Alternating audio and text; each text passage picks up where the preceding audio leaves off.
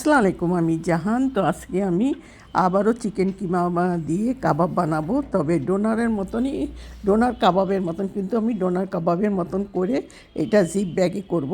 আর donor কাবাবের মতো আপনার রেজার জিপ ব্যাগে করলেও আপনাকে ভালো লাগবে খেতে।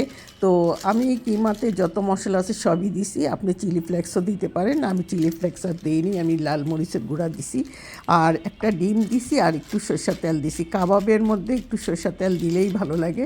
তারপরে এইভাবে আমি জিপ ব্যাগে দিয়ে তারপরে খুব সুন্দর করে বেলুন দিয়ে আমি একদম লম্বা করে বড় করে দিয়ে দিব।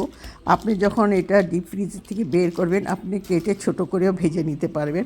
আপনার তেলও বেশি লাগবে না। আপনি খালি ফ্রাই প্যানে একটু হালকা একটু তেল ব্রাশ করে নেবেন, তার মধ্যে আপনি দিয়ে দিতে পারবেন। তো আপনি আগে ডিপে রাখতে হবে। আর এটা ডোনার কাবাব থেকেও চিকন হয়, একটু সাবধানে করবেন, দেখবেন যে ভেঙে না যায়। তবে ডিপে থেকে বের করে কেটেই সাথে সাথে আপনাকে ফ্রাই করে নিতে হবে। তো এই দেখেন আমি কি সুন্দর করে বের করে নিতেছি, কোনো সমস্যা হয় না, কারণ তেল দেওয়া থাকে তো এই জন্য। তো আজকে আমার ডিনারে আমি এটাই করছি, ডোনার কাবাব নিছি আর কিছু ভেজিটেবল একটু সিদ্ধ করে একটু বাটার দিয়ে সতে করে নিছি, বাস দ্যাটস ইট। আসলেও এই ধরনের খাওয়াটা, হালকা পাতলা খাওয়াটাই শরীরের যে ভালো, নিজের জন্যও ভালো। তো আমার ডিনারের জন্য আমি এটা আজকে রেডি করছি। তো আজকে আশা করি আপনাদের কাছে ভালো লাগবে। ভালো লেগে থাকলে অবশ্যই আমার লাইক এবং ফলো আর সাবস্ক্রাইব করে দিবেন। আল্লাহ হাফিজ।